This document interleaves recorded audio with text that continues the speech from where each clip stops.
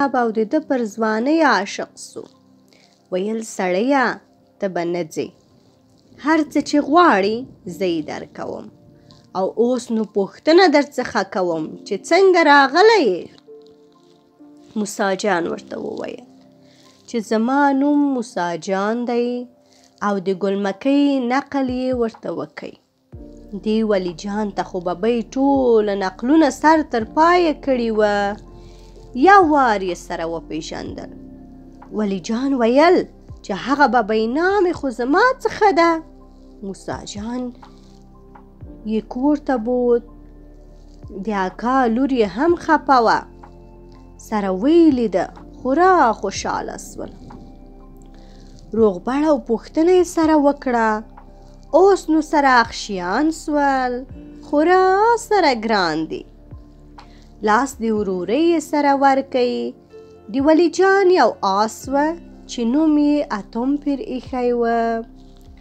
دا یې موسی جان ته ور وباخه او یوه جوړه غشي و لیندۍ یې ورکړه. ولی جان ورته وویل چې خدای به یې اسانه کړي، خدای د کرارې مل دی، وارې ته به ګورو، خوا مه بدوه. موسی جان و ولی جان هره ورځ ښکار ته ځي او راځي، خورا یې سات سره تیر دی. یوه ورځ دوی په ښکار تللي دي. دې سهیلي د دوی څرک وایستی چې موسی جان او ولی جان نومیږي. ډېر ګنده پهلوان او ښکاریان دي. چا ورته وویل چې دا کټوري بې له دوی څخه بل څوک نسي رااچولی. نو خدا اووه کسه سپاهیان یې ورولېږل چې ورسئ موسی جان او ولی جان راولئ، که په رضا نه راتله په زوره یې راولئ. سپاهیان هم را رهي سول. ویل دا 2 کسه دي، څه لحاظ یې کوو چې ورسو د روه به یې زند و بند وتړو، راکش به یې کو. خیر، دا سپاره چې راغله د ولی جان د کلا د مخه ودرېدله. میرولی د ولی جان زوی کوچنی هلک دی، په بجلو او بازیو اخته دی. دا سپاره چې یې ولیدله راغی، سلام یې واچاوه، ورته ویې ویل تاسې ښکته سئ، په مهمان خانه کې کښېنئ، ډوډۍ به وخورئ، هر څه چې وي خدای به یې اسانه کړي. خو سپاهیان خورا پیشرو وهي، نه ښکته کېږي. تر دې مابین موسی جان و ولی جان راورسېده. د لرې څخه یې دا سپاره ولیده چې ولاړ دي. ولی جان موسی جان ته وویل چې میرولی لکه چې د دې میلمنو عزت نه دی کړی چې ولاړ دي. ولی جان قسم واخیست که یې د میلمنو عزت نه و کړی، که یې بې مرګه پرېږدم. چې رانږدې سول، که یې کتل میرولی زارۍ ورته کوي چې ښکته سئ، دوی نه ښکته کېږي. ولی جان چې خپل زوی ولید ډېر ځینې خوشحاله سو. ویلې آفرین، بېشکه زما زوی یې، پښتون یې. دوی چې بیخي رانږدې سول، که ګوري 2 کسه سپاهیان دي. د دې ولی جان یوه خور وه، تانو نومیږي. دا پر بام ولاړه ده، ګوري چې کله به دوی راسي. موسی جان تانو ولیدله چې پر بام ولاړه ده. وپوهېدی چې یو څه ټکه سته. نو موسی جان پر تانو باندې ناره وکړه. څه به یې ویلي وي، هر څه چې وي وا به یې وری. که پوڅي د تانو خلګۍ مې پوڅي، ما په خدای قسم درکړی، تانو خورې دا راغلی سپاره څوک دي؟ تانو چې دا واورېده، د بام د خوا یې ناره پر وکړه چې پوڅي. موسی جانه تا په خدای کړم بزګاره، په هغه خدای زما قسم دی، دا راغلی سپاره د سهیلي دی. موسی جان خو د مخه لا زړه خوړین وه. یو ټوپک یې درلود چې نوم یې همدم پر ایښی وه. چې د سهیلي نوم یې واورېدی، دستي یې سترګې چپه سولې. ټوپک یې ورته کېښو، پایې په ځمکه ونه جتلې. او روبکري یې پرې ووهله. ټک یو یې ځینې وویشت. دې د سهیلي سپرو فکر وکئ چې اوس به ګرده دالته قتل کې. نو یې پر موسی جان ناره وکړه که همدم دی موسی جان توپک همدم دی تی پایې د ځمکې کاږه زموږ په سپین قرآن له تا سره قسم دی. موسی جان مو دې ته غوږ نه ونیوی خو ورته سنګر سو. 6 تنه یې ځینې وویشته. یو سپاهي په تاخت ځینې ولاړی. سهیلي ته ورغلی. ساه یې لنډه لنډه کېږي. د هغسې سالنډې په دربار ورننوت. دا کیسه یې ورته وکړه چې هغه داسې خلک دي چې توبه ته یې نسې راوستلی. ببۍ هم هلته وه. د پاچا ډېر طبیعت خراب سو چې تا خو به خودې راته ویلي وای په عام دربار کې داسې خبر څوک نه کوي. خو مغزه یې پې وځړېدی چې د دې پای یې څه.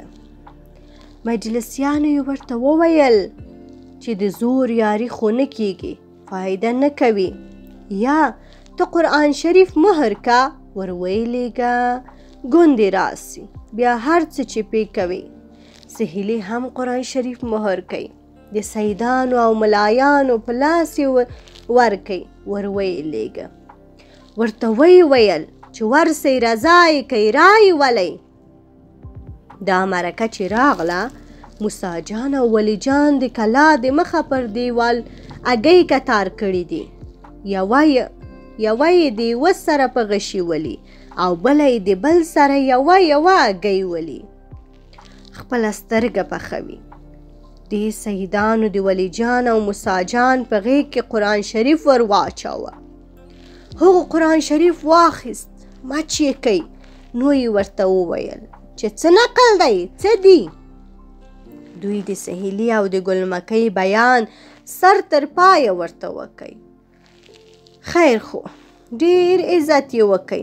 سیدان یې رخصت کړه چې ښه دی سبا به موږ پسې درسو.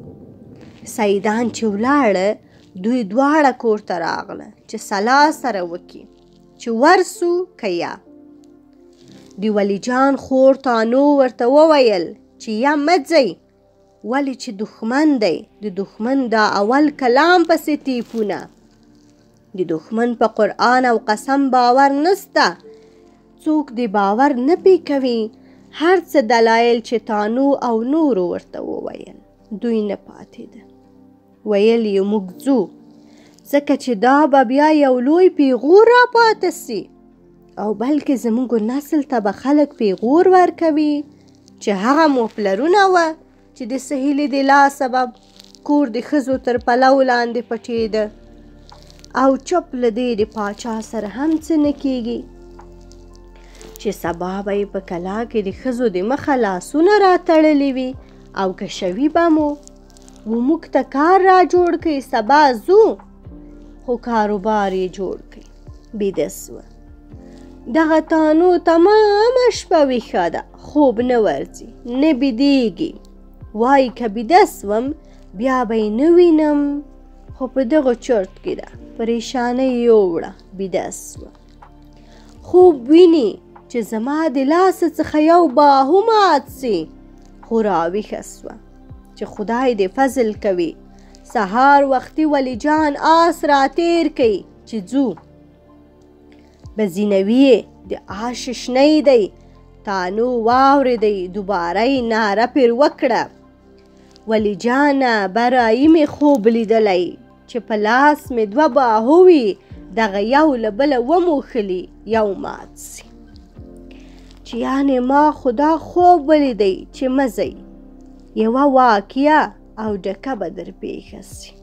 خیر خو دوی چې راوتله د ښځو سره ژړا سوله. کوڅې ته چې راووتل ولی جان و موسی جان ته آس ورکوي چې دا یو ګړی تکیه که چې زه ورسم دغه ښځې د لاسا کم. ولی جان کور ته راننوت خو یو ګړی وځنډېدی. هلته و ښځو ته نصیحت او دلاسایي ورکوي چې مه ژاړئ خدای مهربانه دی بیرته به راسو. موسی جان په دروازه کې ودرېدی. ناره یې وکړه، ولی جانه دا د ښځو په قول نسې، ولی جانه ژر راووځه، د کړوسو به مو پیغور سي. شیانې پاته نسې. ولی جان هم دستي د کور څخه راووت. پر آسانو سپاره سول. تانو پسې راوواته. ناره یې پر وکړه، ولی جانه مخ راستون که، زما جانه په دیدن دې مړه نه سوم. ورځئ ورځئ په مخ مو ښسه، ولی جانه غایبانه سپاره مملسه. تانو فکر وکئ چې د موسی جان خوا به د نسی، چې ګوره دی خور لري زه څوک نه لرم. نو پر دی هم ناره وکړه، که توره د موسی قبا د توره، د دار ځمکې له چې ورسې، د دار لاندې ځمکه ګوره. چې یعنې تر دار لاندې یې څا نه وي کیندلې، پکښې ونه لویږئ، پام کوه. بیا یې بله ناره پر وکړه، موسی جانه چې په پښو د کج موزې دي، د دښمن خواړه ونه خورې، وا په خوله مو د ایام فرضي روژې دي. یعنې که یې ډوډۍ درکوله ورته ووایه چې زموږ روژه ده، هوښ کوه چې وی نه خورې، نه بایده دښمن دی چې زهر یې نه وي پکښې اچولي. خیر، خو د کوره څخه را رخصت سوله، را رهي سوله. خپله وسله یې پوره تر غشي ولندۍ پورې را واخیستله. هله دا دی ښار ته را ورسېده. هغه د مرکې خلک چې په دوی پسې راغلي وه پاچا ته ورغله چې ګوند انعام راکي یا نور څه، حال یې وروړئ چې دا دی موسی جان او ولی جان مو راوستله. سهیلي خوشحاله سو، د دوی مخې ته راولاړ سو، پر آس سپور سو، خو هغه هم راغله، په دربار ورننوتل. موسی جان و ولی جان فکر وکئ چې اوس به مو بې ځایه دواړه دلته خپ و چپ کی، مړه به مو کی. یا راسه چې د سهیلي رموز معلوم کو. نو ولی جان ناره پر وکړه، که ورو که د نیلي واګی راورو که، که په زړه څه لرې سهیلیه په نري رموز مو پوکه. سهیلي فکر وکئ چې دوی لکه چې بیریږي، اوس به په سم دربار کې فساد جوړ سي.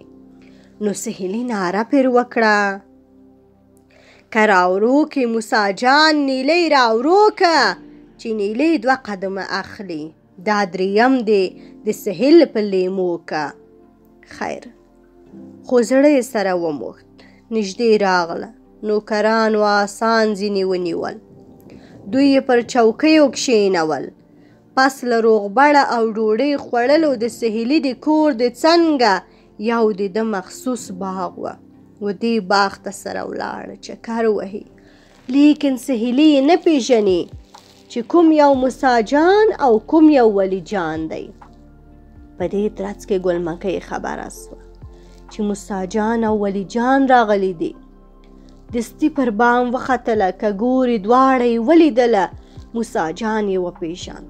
ګلمکۍ ناره پر وکړه، سهیلیه ستا په باغ کې سپاهیان څوک دي؟ یو موسی دی، بل ولی دی. موسی څڼې غوړې کړي توکې توکې. سهیلي هم وپېژندل او د ګلمکۍ مینې په زړونو یو الله خبر دی. خو مازدیګر شو، شپه تېره سوله، سهار راغله. د دار میدان ته 8 ګزه دار جګ ولاړ دی، په سر کې 3 د سرو زرو کټوري ور ایښي دي. ولی جان کېناست. سهیلي ډولچیان ورته راوغوښتله، ساز ورته کوي.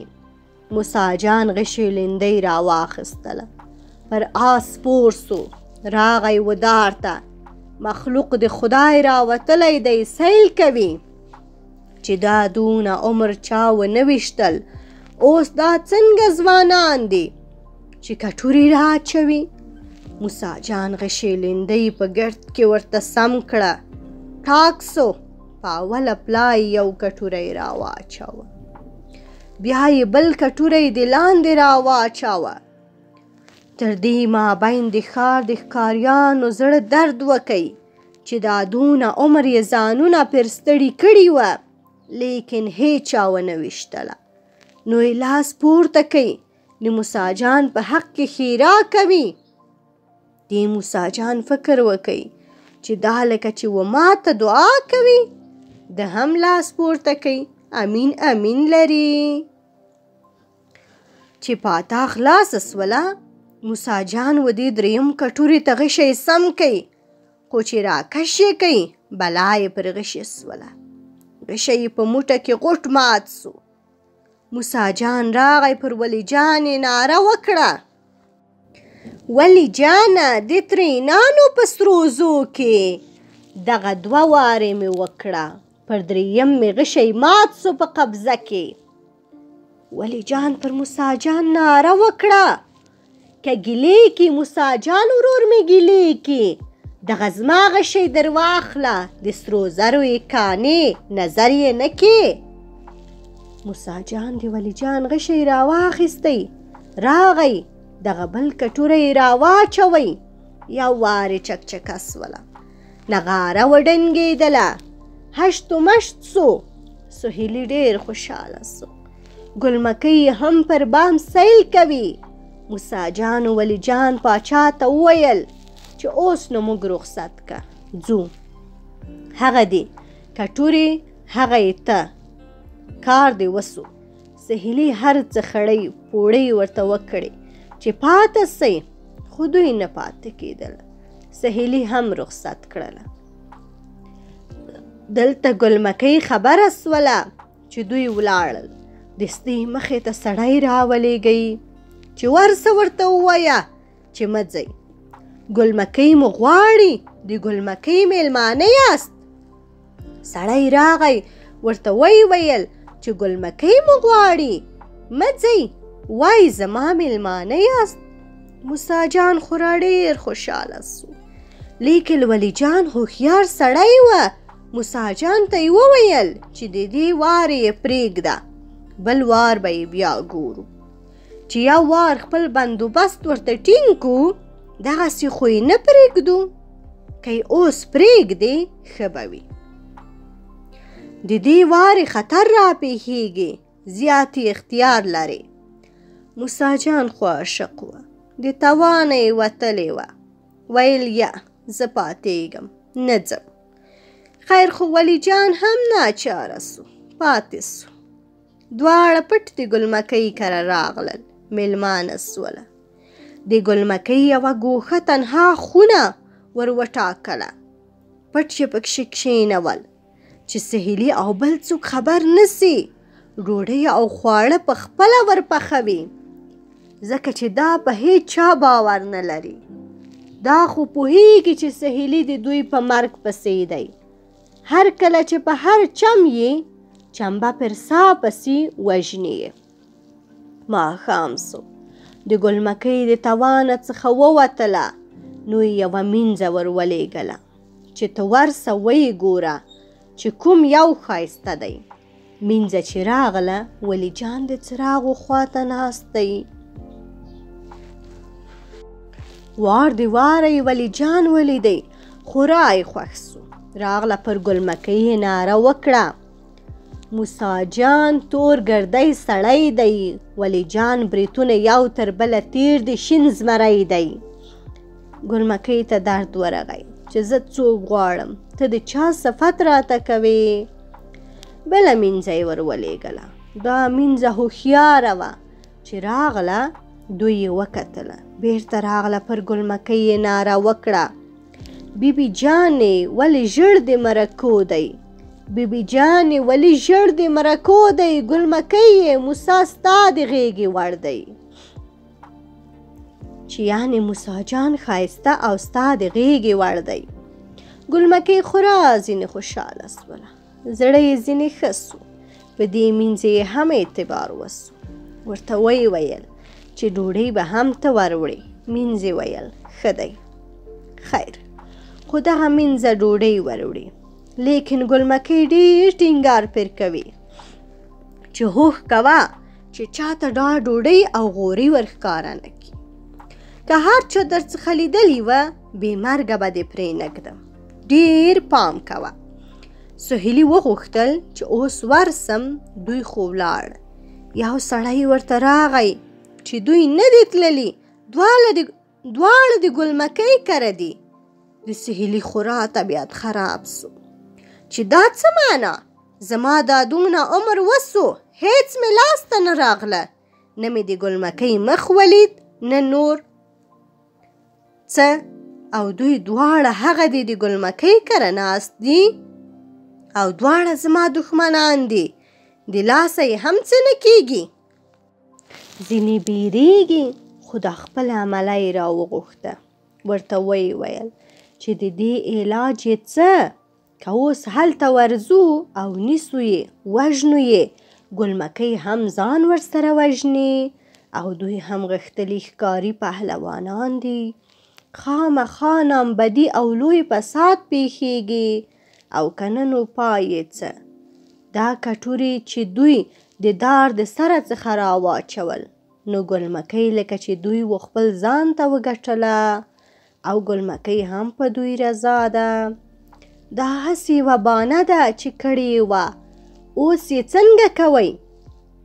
مجلسیانو یې پر دې رایه ورکړه چې ته یوه بوډۍ پیدا که چې ډېره مکاره وي، چې په کراره یې دلته په زهرو علاج وکړي، مړه یې کړي.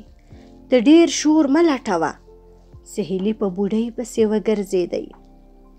آخر ته یوه داسې شیطانه مکاره بوډۍ پیدا کړه چې د دواړو د مرګ ذمه یې واخیسته، او که دواړه نه وي یو خو به خامخا وژني. سهیلي هم ډېرې روپۍ ورکړلې، خوشحاله یې کړه. دا بوډۍ راغله، د دوی معلومات یې وکړ چې چیرې دي او څوک ډوډۍ وروړي، چې دا حال یې ځان ته معلوم کړي چې داسې مینځه ډوډۍ پټه وروړي، چاته یې نه ښکاره کوي. نو راغله یو خورا زورور زهر یې پیدا کړه. دا زهر یې خورا میده کړله، ویې چوڼله، نو یې د نوکانو او اوریو په منځ کې تخته کړله. نو راغله د مینځې ډوډۍ د وړلو په لار کې کښېنستله. ماښام سو. ګلمکۍ بیا ډوډۍ پخه کړله. په خپل لاس یې غوري جوړ کړئ، د مینځې په لاس یې ورکئ. نو یې ډېر ټینګار پر وکړ چې هوښ کوه چاته یې ښکاره نه کې. مینځې ویل ښه دی. مجموعه یې پر سر راواخیستله، راووتله. اوس سراچې ته په لاره کې بوډۍ ناسته ده، په زوره زوره ژاړي. مینځه چې پر راغله، بوډۍ په پښو کې ورولوېده او په پښو کې ور وغوښتل، پښې ور مچ کړې، شنه د ژړا ولاړه. مینځه وایي ولې ژاړې؟ بوډۍ وایي چې ای زویه، دا 20 کاله کېږي چې زما یو زوی دی، د پاچا پر لور عاشق دی، راڅخه ورک دی، هورې ورته پروت دی چې آیا څه حال به یې وي. نن سهار خبره سولم چې دلته د 2 مینو خواړه پخیږي او مینه یې په خپله ورپخوي، ورلیږي یې. نو را رهي سولم په دې ترڅ کې یو وارې بغارې کې چې دا د 2 مینو خواړه وګورم چې څنګه دي، او هغه زما چیچي ته به هم دغسې خواړه ورپخوي که یا؟ مینځې درد پر وکئ. ویل چې ځه ورکه سه، اوس به بیبي خبره سي، دواړه به دلته مړې کي. هغه وایي چې هوښ کوه چې بل چاته یې ښکاره نه کې، څوک یې درڅخه ونه ویني. بوډۍ لاسونه ورښکاره کړه، په هوا یې ګوتې خلاصې کړې، ورته ونیولې چې ها، په لاسو کې مې هیڅ نسته، یو وارې راښکاره که چې زه یې وګورم چې زړه مې لږ څه پېښه سي. خو وروسته تر ډېرو زاریو یې د غوري څخه پلو پورته کوي. چې د پلو پورته کېده وه، د دې د نوکانو څخه بیا د زهرو دوړېده وه. مینځه نه وپوهېده. بوډۍ کافرې بیا وژړل. اوه یې کړه، د غوري پلو یې ایله کړ، پر خپله تړه ولاړه. مینځه هغه غوري راوړه، د ولی جان و موسی جان په مخ کې یې کېښوه. ولی جان ډېر هوښیار سړی و، څه شک یې پې ورسېده. و موسی جان ته یې وویل چې دا خواړه مه خوره، په دې کې زهر دی. موسی جان ویل عجبه ده، ګلمکۍ یې په خپل لاس را پخوي، د دې د لاس خواړه دي، ته وامه یې خوره. تر دې مابین یوه سپۍ ولاړه ده، و دې ته یوه ګوله ور واچوله. د موسی جان د توانه ووتله، خو یوه ګوله یې جوړه کړه چې اوس به یې خوړله. ولی جان د ده لاس وواهه، ګوله یې ځینې واچوله. ولی جان د موسی جان د مخه لا یوه ګوله اخیستې وه، خوړلې وه، نو ځکه یې د ده لاس وواهه. ویل یې چې ما خو وخوړه که مړ سم، خو میرولی غوندې زوی تر شا لرم. که دی مړ سو خو ولاړه راغله، هېڅوک تر شا نه لري. ورونه یې دونه میړونه نه دي. زما کسات به میرولی واخلي، د ده کسات به څوک واخلي. بوډۍ شاوخوا څارو ده، ګوري چې څه کېږي. هغه سپۍ دستي مړه سوله، دلته ولی جان بېسده سو. بوډۍ چې دا حال ولیدی، دستي یې سهیلي ته حال وروړی چې یو خو مې در مړ کوي، زیاتي نه یم خبره چې کوم یو دی. مینځې چې دا حال ولید، اریانه یې واخیستله چې یا خدایه زما خو نو هم اجل پوره سو. نو یې ناره وکړه، لویه خدایه اوس به څنګه ځم تر کوره. دغه ژیړ ولی جان پروت دی، دغه تور موسی جان ګرځي لور د لوره. دننه په حرم سرای کې ګلمکۍ دا ناره واورېدله، دغسې رایله کړه چې وله چې یو فساد پېښ سوی دی. چې راغله مینځې دا حال ورته ووایي چې داسې وکتل. ولی جان یې ولید چې پروت دی. پر موسی جان یې ناره وکړه، موسی جانه دا پر سر د لونګۍ توره چې د ورور په خوله دې نه کړه، په تمام ترین دې ولیدم سر توره. چې یعنې که ولی جان مړ سو نو تا به هم مړ کي، خو یوازې سوې نو خود سر توره سوله. ولی جان پر ګلمکۍ ناره وکړه، یو که ټک سو د مکو د کوښو ټک سو، ستا د لورې خواړه راغله، دا خواړه زموږ اجل سو. ګلمکۍ ناره پر وکړه، که ابتر سو نن زما عقل ابتر سو، ستا په ډېرو دښمنانو زما د مینځې په لاس باور سو. د ولی جان بڼه پر بله واوښتله، د ډېره غیرته څخه یې ځان ټینګ کړی دی. وایي چې زه تیار یم، تاسې یو ګړی خپل مجلس و دیدن سره وکئ، خوا مه بدوئ. مطلب یې دا دی چې دوی دوه عاشقان دي چې یو ګړی سره کښېني، هم غنیمت دی. خو نه کېدله. آخر ته ولی جان ناره وکړه، که ټک سو تر تالو لاندې مې ټک سو، ما د دې ځایه در واخلی، دا زړګی مې د کوټلو وینو ډک سو. بیا یې ورته وویل چې تاسې بېغمه کښېنئ، زه تیار یم. خیر، خو ډېر په عذاب سو، وخت د صبح کاذب دی. بیا ولی جان ناره وکړه، که سرې سوې د آسمان کنارې سرې سوې، موسی پښه د اخله سپرېږه چې پر زړه مې د مرګي خولې خپرې سوې. ګلمکۍ وژړل چې دا څه فساد وسو. ولی جان چې دا ژړا واورېدله، نو په دغه بېسودۍ کې د ګلمکۍ د زړه ډاډ ورکړي. ناره یې وکړه، ګلمکیه ته ورځه، اوس دلې اوسه، که موږ دوه پر دنیا وو، ګلمکیه د دې ځایه به دې یوسي. خو لنډه دا چې موسی جان راپورته سو، دستي یې آسان زین کړل. ولی جان ورته وویل چې وروره دښمنان مو ډېر دي، نو که سهیلي زموږ په حال خبر سوی وي، تا به یوازې وګڼي، تا به هم مړ کی. یا ته داسې وکه چې ما یوازې پر آس ټینګ وتړه چې نه غوځارېږم او زما غشي ولندۍ په غاړه راوځړوه. نو که بالفرض په مخ کې دښمنانو لار راته نیولې وه، زه به جګ پر آس سپور یم. که مې د لاسه کېده خو څو وارې به پر وکم. ته به خپل واری پر وکې او که نه ګوندې وبېرېږي. موسی جان هم دی پر آس ټینګ وتاړه. نو را رهي سوه. مخ د کور پر خوا بوډۍ پټه ولاړه ده. ګوري ګلمکۍ ورته ولاړه ده، ژاړي. ناره یې پر وکړه: خورې و خورې، دا د تورو سترګې کسي، دا ولي و موسی جان د بڼ توتیان دی، دا به څوک په دامو نیسي. بوډۍ راغله. سهیلي چې خبر گئی دستي سپاره د دوی په مخ کې کښېنول چې یو خو مړ دی، دا یو به تاسې مړ کوي چې ژوندی درڅخه ولاړ نسي. موسی جان و ولی جان چې را رهي سوه، سهار وختي لا خړه ده. که ګورې په لار کې سپاره ولیدل، ولی جان وپېژندل چې دا دښمنان دي. لیکن موسی جان ته یې غږ ونه کوي، وایي نه بایده چې ورخطا نسي.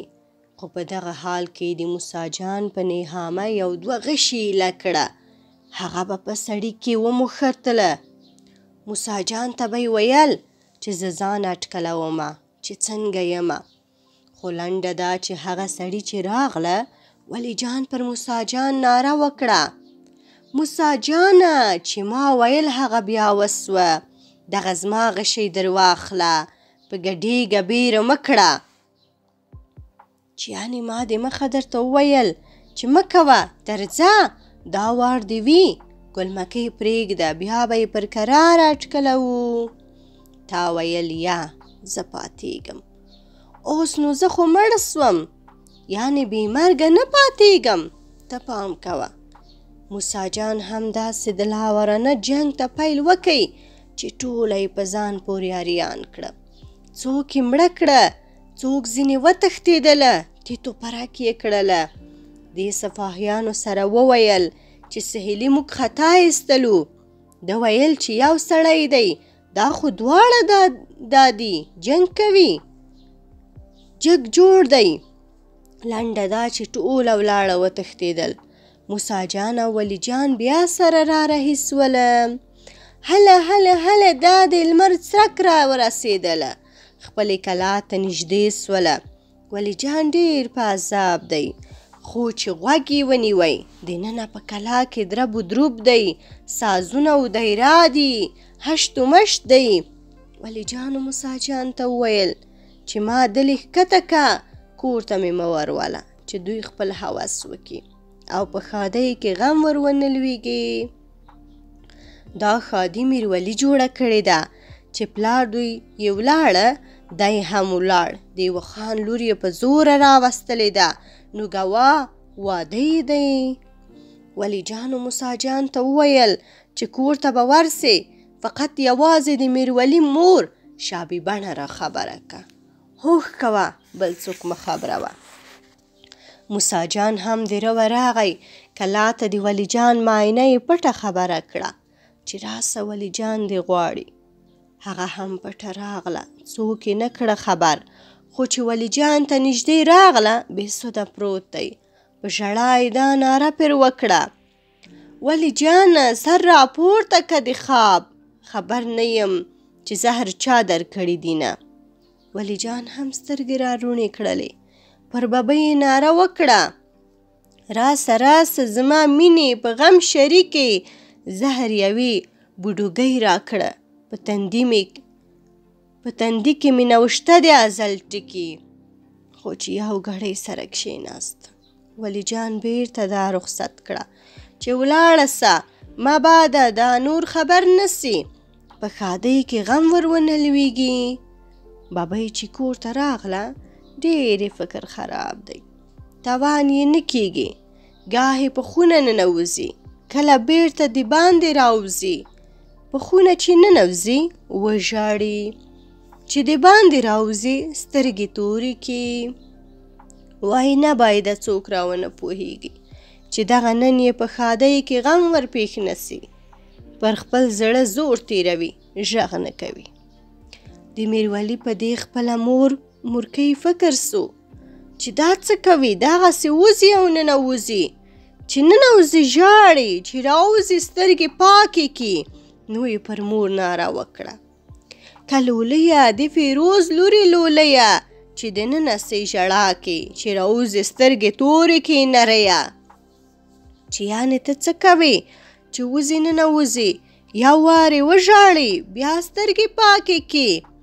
دې مور یې هر څه بانې ورته وکړې چې پر سر مې درد دی، هیڅ نه دی پېښ سوي. خو میرولی ورته وویل چې خدای یو مالګې تروې که دې پرېږدم څو چې رښتیا راته ونه وایي. مور یې مجبوره سوله، آخر ته یې دا نقل ورته وکړي چې داسې پیښه سوې ده. خو چې دوی راووتله تانو پې خبره سوله. راغله پر موسی جانې ناره وکړه: موسی وروره چې پر مخ د سپرکۍ ګرځدی، دا ولي ورورکی خو مې مړ دی که ژوندی دی. خیر خو تانو او نور ټوله خبر سوله، ښادي پاتې سوله. ښځې او نور ټول غمجن سوله. ګرده سره راغله ولی جان ته کښېنستله. په غم او په ژړا دي. ولی جان چې سترګې را روڼې کړلې میرولی یې ولیدی. نو پر میرولی یې ناره وکړه: میرولیه پر سر سمه که پګړیه، یو مې ساری د سهیل واخله. موسی جان لره بل راوړه ګلمکیه. دا وصیت یې زوی ته وکړ چې د سهیل څخه زما ساری واخله او د موسی جان لپاره ګلمکۍ راوله. پس له دې میرولی ناره پر وکړه: بابا پلاره دا وصیت به دې خوار نه کم، یو به د ساری سهیل واخلم. بابا پلاره بل به هډ او ساری وکم، چې یعنې ستا د هر هډ په عوض به یو ساری واخلم. دلته ولی جان سختي وکړه. خدای وژلی و، مړ سو. خدای دې وبخي. زیات سوال و جواب نه سره وکئ. نو ولی جان ته یې دلته غسل و کفن ورکئ او دلته یې پر هغه ځای ښخ کئ. راغله سره کور ته، پاتیا یې واخیسته. د پاتیا 3 ورځې چې تېرې سولې، د پاتیا څخه خلاص سوله. دستي میرولی و موسی جان ته سیخ سو چې ژر کوه درځه چې د سهیلي سره جنګ وکړو. موسی جان ورته وایي چې مه کوه، اوس لا ته کوچنی یې، پاخه هډ ته نه یې رسېدلی، چې یو کال تېر سي نو به ته هم لږ څه زورور سې. خیر خو په دې مابین کې 2-3 میاشتې تېرې سولې. د غم د خوا هم لږ څه پر کراره سوله. بیا یوه ورځ میرولی وایي چې کاکا جانه درځه چې ځو، زیاتې نه ګورم، یا به زه هم ځان پسې مړ کم یا به د پلار کسات ځینې واخلم. دستي ورغی، آس یې زین کئ، غشي و لنده یې راواخیستله، هغه خپل پړانګی آس یې را رهي کئ. موسی جان هم ناچاره سو، خو دواړه خپل سامان پوره ورسره راواخیست. رخصت یې د ښځو څخه واخیست، را رهي سوله. دا دی راغله راورسېدله، د ګلمکۍ دا ګرده عمر سهیلي په نن او سبا خطا ایستی، چې ګوندې د موسی جان او ولی جان څه درک معلوم سي. آخر ته یې صبر سو چې اوس نو نه کیږي لکه چې مړ دی. نو یې خود د اړتیا څخه حال و سهیلي ته ورکئ چې اوس مې نو واده که. نو په دغه شپه یې د ګلمکۍ د واده بنا کړی ده. دې میرولی و موسی جان ته ویل چې زه به په ښار ورګډ سم، ته به د باندې هیڅ شی ژوندی نه پرېږدې، که انسان وي که حیوان وي سر یې وهه. زه به وس کوم، حرمسرای ته به هڅه کوم، ور بسم، ګلمکۍ به پیدا کم، راوبه یې باسم. هغه ویل ښه دی. بس موسی جان د ښار د باندې توره وکښله چې په مخه ورځي هغه وژني. څو خلک سره وتښتېدله، تر پاچا حال ورغی چې بیا ولی جان او موسی جان راغلی دي. مخلوق یې تباه کوي. پاچا سره ورخطا سو چې دا لکه چې ولی جان بیرته جوړ سوی دی چې پوځ ور وباسي هغه څوک وتښتي څوک څه سي. خو سهیلي په خپله راووت، د ښار د باندې په جنګ اخته سو. موسی جان په یوه سر جنګ کوي. میرولی ته میدان چې غالي پاتې سو. راغی یوه بوډۍ یې په کوڅه کې پیدا کړه. ویل بوډۍ زه به روپۍ درکم، ته به د ګلمکۍ کور راوښیي. بوډۍ ویل یا زه خپله ډېرې روپۍ لرم، ما ته سهیلي ډېرې روپۍ راکړي دي. میرولی پوښتنه ځینې وکړه چې کوم خدمت دې کړی دی؟ بوډۍ ویل چې ما دلته یو ولی جان نامی و هغه مې په زهرو مړ کړ. ما ته یې خورا ډېره دنیا راکړه، نو زه روپۍ څه کوم؟ میرولی چې دا واورېده ناره یې پرې وکړه. بوډوګۍ زما د داسې پلار وژلی، تر هغو به دې پرېنږدم څو پر سر باندې دې جوړ نه کم څه لریه. خیر خو توره یې ورسره لښته کړه. د بوډۍ سر یې غوڅ ور پرې کړ. بیا را رهي سو. بله بوډۍ یې پیدا کړه. د دې بوډۍ څخه یې لارو لیکه وپوښتله. د حرمسرای لاره یې ور وښووله. دی هم راغی، په حرمسرای ورننوتی. توره یې کش کړله. چې څوک په مخه ورتله سر یې ځینې پرې کاوه. په حرمسرای کې یوه بله سپین سرې ده چې میرولی پیژني.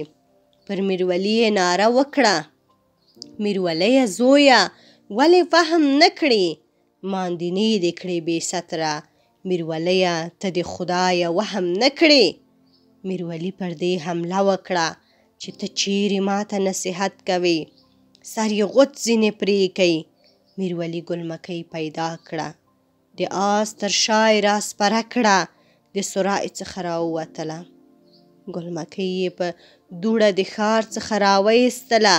که ګوري موسی جان په یوه کله جنګ کوي. میرولی چې ولیدی دغسې آس وځغلاوه. ګلمکۍ یې بوتله، پر یوه غونډۍ یې کښېنوله. بېرته دستي راغی، توره یې وکښله. د جنګ په میدان ورګډ سو. د سهیلي لښکرو فکر وکئ چې د مخه یو سړی وه، چاره یې نه کېدله. اوس چې دوه سوه نو چیرې به یې مات کو. په دې مابین کې میرولی و موسی جان ته سترګه ووهله چې ځه ګلمکۍ هغه ده ناسته ده، ورسه بیایه. موسی جان هم ستړی سوی و، خو د جنګ د میدان څخه ووت. راغی ګلمکۍ یې تر شا سپره کړه. یا شای ولاد، مخ د کور پر خوا را رهي سو. میرولی یوازې لکه زمری جنګ کوي. دلته سهیل ګلمکۍ ولیدله چې هغه د بوی تله او خبر هم ورته راغی. نو ورخطا سو، ناره یې وکړه: لویه خدایه، د سهیلي ورای مسخره کړه چې ګلمکۍ یې پر رادار نیلي سپره کړه. ګلمکۍ چې دا واورېده دې ناره پرې وکړه: که تو زندی، دا سهیل د اوس تو زندی چې موسی جان پر دنیا وینه. سهیلیه پر ما بل میړه حرام دی. میرولی خپل جنګ کوي. موسی جان او ګلمکۍ سره را رهي سوله. پر هغه هدیره راغله چې ولی جان پکښې ښخ دی. په دې هدیره کې شنختې او نور کاڼي جګ جګ ولاړ دي. ګلمکۍ ورته وګوري وخاندي. موسی جان ورته وکتل، ناره یې پرې وکړه. ګلمکۍ یې خوله د ویړه کې وخاندي. دغه مې ولي ورور دی، کاڼي بوټي کوټه کړي دي پر باندې. موسی جان وژړل. د آس څخه دواړه راښکته سوله. یو ګړی دلته سره تکیه سوله. ګلمکۍ ناره وکړه: که چاک سو نن زما په زړه کې چاک سو.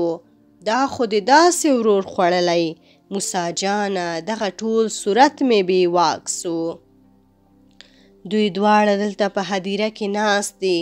د ولی جان قبر ته ژړا دعا کوي. د مازدیګر بهیر دی. میرولی د سهیلي لښکر مات کړی دی. خورا قتل یې پیستلی دی. میرولی نه و یو زمری و پر لار را رهي سوی دی څو ګورمونه او رمې چې په مخه ورځي هغه یې ټوله پسې راواخیستله برابر یې د خپل پلار هدیرې ته راوستل که ګوري موسی جان او ګل مکۍ لا دلته سره ناست دي میرولی چې ولیدل ناره یې پرې وکړه موسی جانه چې پر سر د لونګۍ توره موسی په ښه اخله سپرېږه اوس د ګور د مړو پرېږده مجلسونه یعنې ځه ګل مکۍ تر مزله کور ته ورسوه ته څه کوې چې دلې ناست یې د ګل مکۍ په خیال کې ورغله چې دا میرولی لکه چې سهیلي پسې رااخیستی دی چې اوس موږ ته وایي چې کور ته ولاړ شئ میرولی پوه سو چې د ګل مکۍ طبیعت خراب سو نو میرولی د دې د زړه لپاره ناره پرې وکړه که غورځي د توړۍ زړګۍ مې غورځي و سهیل ته به دې ورنکم ګل مکۍ څو میرولی په دنیا ګرځي خیر خو موسی جان ګل مکۍ بوتله کلا ته یې ننایستله د ګل مکۍ خور ببۍ خورا خوشحاله سوله روغبړ یې سره وکئ موسی جان بیرته هدیرې ته راغی که ګوري میرولی بیا په غویو او پسو چړاو ګټ کړی دی عام خلک راځي غوښې یې وړي د ولی جان قبر خالص د حیواناتو په ښکرو پټ کوي دا خیرات چې خلاص سو دواړه کور ته راغله میرولی د پلار وصیت پر ځای کې کرار سره کښېنستل خپل عیش کوي څو ورځې بعد د دې موسی جان په خونه کې د هوسۍ سرونه زړیږي ګل مکۍ موسی جان ته ویل چې دا سرونه څنګه ښې تورې سترګې لري څنګه ښه ایسي دا د څه شي سرونه دي دا چې ژوندي وای نو به ښه وه موسی جان ورته ویل دا د هغه وخت د هوسیو سرونه دي چې ولی جان ژوندی وه او زه و دی به په ښکار سره ولاړو نو به مو دغه هوسۍ ویشتې دا سرونه د هغو دي ګل مکۍ ویل ته خو یوه دانه ژوندۍ راوله چې زه سات پې تېروم پر موسی جان ډېره ګرانه وه ناز یې پر ځمکه نه اچاوه بس د روه یې خپل غشی و لیندیو توبره او غاړې ته واچول را رهي سو دښته راووت هغه لارې راواخیستله چې د ولی جان به ښکار پرې کاوه موسی جان چې به پر هغه ځای راغی چې د ولی جان به ښکار پرې کړی وه یا به یې ناسته پرې کړې وه یو وار به ولی جان ور په یاد سو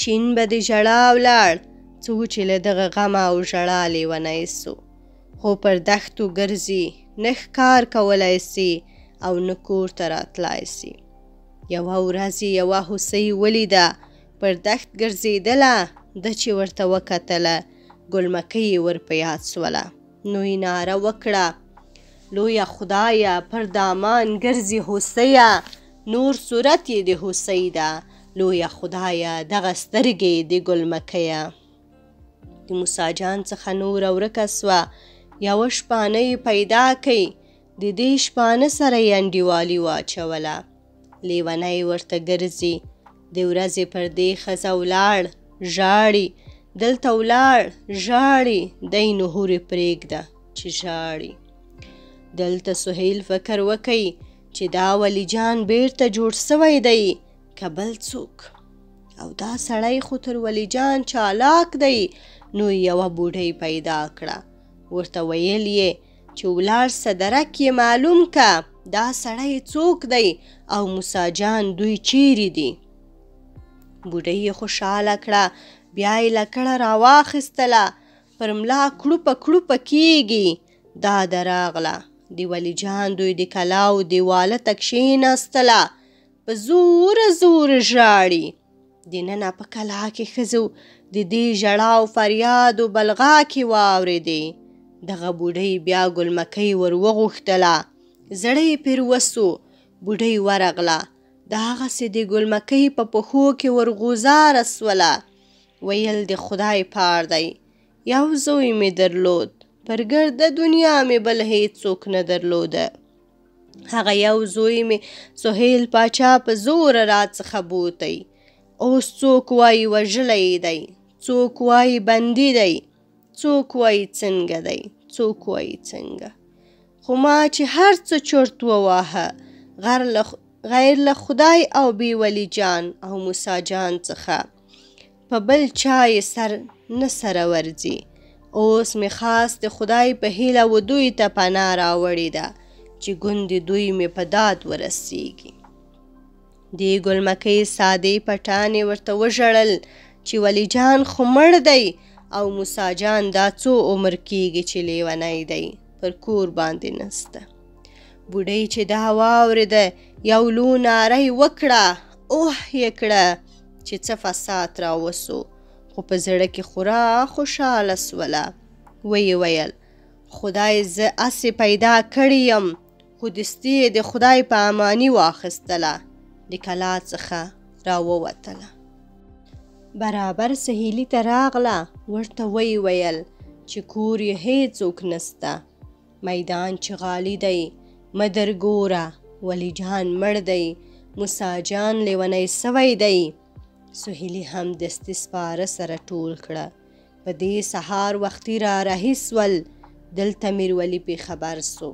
د هم د خپل جنگ اسباب را واخیستی، پر آس سپور سو راووتی. د جنگ په میدان کې لکه زمری ګرځي، د بیرې هیڅوک جنگ ته نسی ورتلی را پر مخ کېدای، ځکه هر چاته معلوم و، ویل یې چې بیا خدای خبر چې ژوندی به ځینې ځو.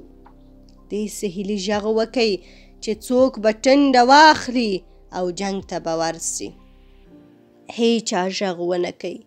یو سړی و چې آزادی نومیدی، د میرولی د ترور زوی دی. دی ویل چې زه جنگ ته ورځم.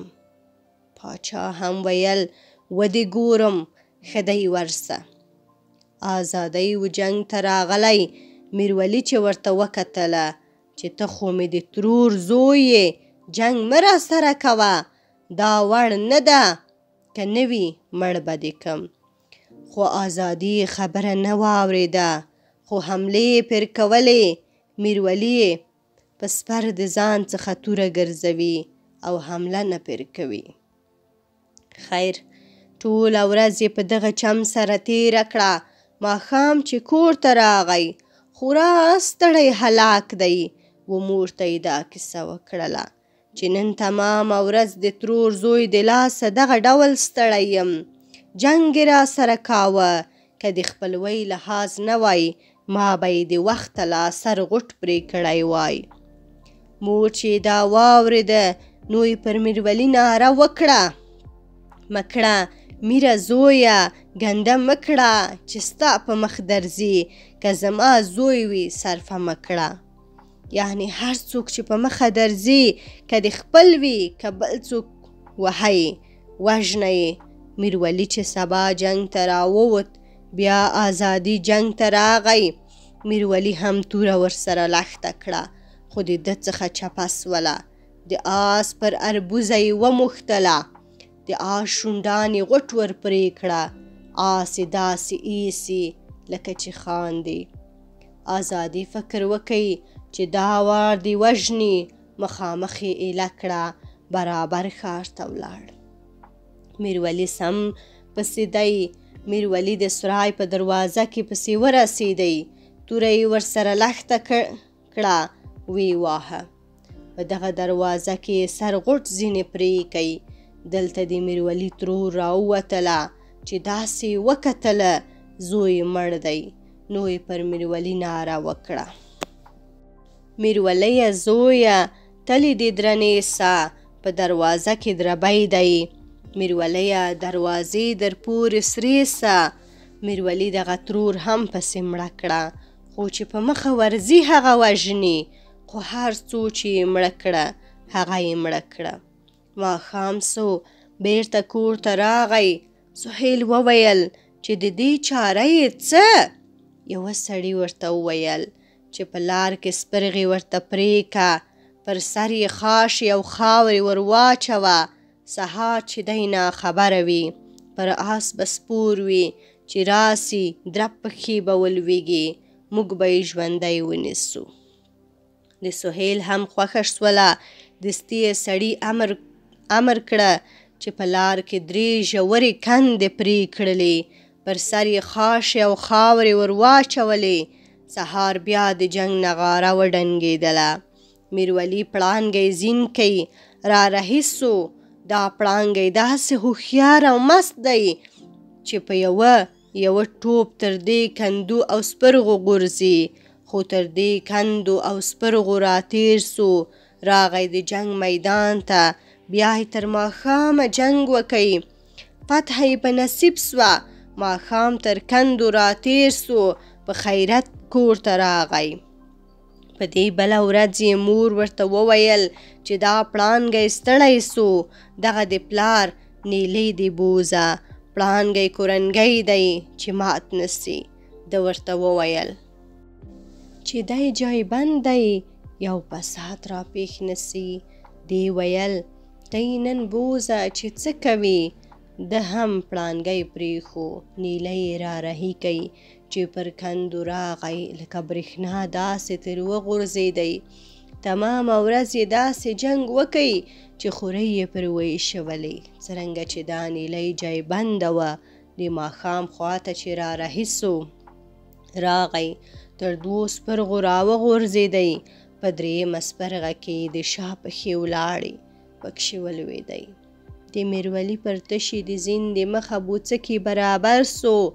تشه یې سوری سو. نس یې څیرې سو. کلمې را ووتلې. خو آس د زوره وغورځېدی. د کندې څخه را وخوت. میرولی خپله لنګوټه خلاصه کړه. کلمې یې بیرته په نس کې واچولې. په لنګوټه یې ټینګ نس وتاړه. په یوه زحمت د کندې څخه را ووت. آس د مخه دی. دی پیاده پسې دی. د کور پر خوا را رهي سو. مور به یې هره ورځ تر هغو په بام ناسته وه څو چې میرولی به بیرته د جنګ څخه راتی. نو پر همغه عادت یې مور پر بام ناسته ده. لار یې ګوري.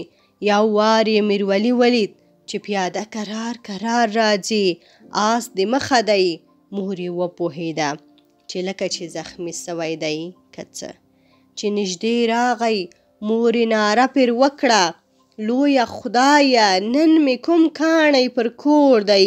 میرولی زوی مې د مخه لویه خدایه نیلی آس مې په پسې دی.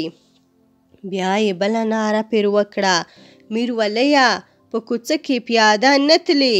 نازولی نیلی ولې کوتل بیا یې د دښمن د لاسه څرنګه پیاده سوې.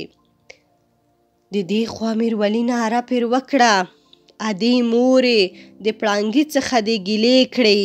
نیلی د 2 کندو راتېر سو. پر 3مه یې زما غوټې کلمې پرې کړې. مور یې دستي د بامه څخه راښکته سوه. خو میرولی یې کور ته بوت. پرې ایستی. اوس موسی جان پر کور نسته. دوی د وهمه په چا اعتبار نه کوي چې خبر یې کي. وایي مبادا چې سهیل به خبر کي چې میرولی د کاره لوېدلی دی. د دې میرولی ترور چې خورا ډېره قابله ښځه وه. دستي یې د ده ټپ پاک پرېولی. غټ خانګور میږیان یې ونیول. را یې وړه. د ټپ خوله یې سره نږدې کړه. نو یې د میږي خوله پې ور ولګوله. میږي چې خوله ټینګه کړله دی به میږي پر منځ غوټ په غچي پرې کوي. د میږي سر به پورې پاتې سو. د ټپ خوله به سره ورغله. د میرولی ټپ یې په دغه چم ور وګانډه. نو یې ورته وویل چې ته به دا 20 ورځې پر اړخ نه اوړې. دلته د موسی جان نور 2 ورونه دي. دا سره راټول سوه. سهیلي ته راغله چې یعنې موږ ته به انعام هم راکې او د شره به هم په امان سو. خو عرض یې پر وکئ چې راسه ګلمکۍ بوزه. سهیلي پوښتنه ځینې وکړه چې تاسې څوک یاست؟ دوی ورته وویل چې موږ د موسی جان ورونه یو. سهیلي فکر وکئ چې موږ د یوه موسی جان څخه په عذاب وو. دا خو نور موسی جانه پیدا سوه. دوی بیا ورته وویل چې موږ د موسی جان ورونه یو. موسی جان لیونی دی نسته او میرولی ناجوړه دی د کار نه دی موږ ستا دوستان یو خو سهیلي نه منل بیرېدی چې مبادا یوه ټنډه ټولنه به یې راته کړې وي ورونه وګوره د خپل ورور بدخواهي او بدنامي و بدناموسي وګوره دستي حکم پر وکئ چې د اوس سرو غوږونه ورپرې کئ وی شړئ د دربار څخه یې وباسئ دستي سر د جلات غوږونه ورپرې کړه په ډېره بې عزتۍ د دربار څخه وایستل د پاچا د موسی جان د ورونو په قول اعتبار ونه سو په زړه کې شک پیدا سو چې ته خو یې درک معلوم که یوه بله بوډۍ یې پیدا کړه چې ته ورسه وګوره چې موسی جان او میرولی چیرې دي بوډۍ راغله په خپل مکر سره یې معلومات وکړ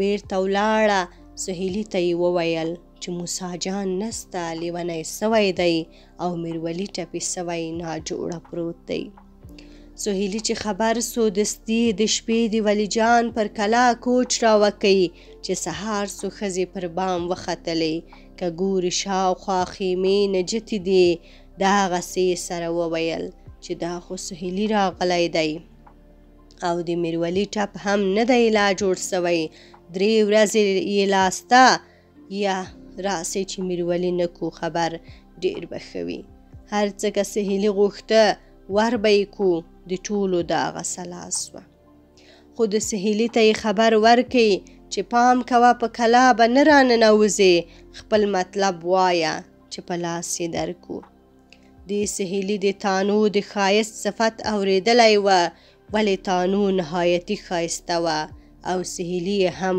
خورا ډېر امتدار وه لیکن زړه یې موښل کېدی خو دې نه ور حاصلېدی خو د سهیلي ورته وویل چې تانو د مخ راښکاره کړي تانو هم ناچاره وه ځکه یې پلو د مخه ایسته کوي مخ یې سهیلي ته ښکاره کوي سهیلي چې ورته وکتل ښه تراپې عاشق سو آخر ته یې وویل چې ګلمکۍ په لاس راکئ تانو ورته وویل چې مه کوه هغه زما ورېنداره ده د هغې په عوض کې ما بوځه هغه مه بیایه د سهیلي هم زړه وغوښت چې ښه دی لیکن د ده سره یو ډم ډولچي وه د فکر وکئ چې ګلمکۍ پاتې سوله نو یې پر سهیل ناره وکړه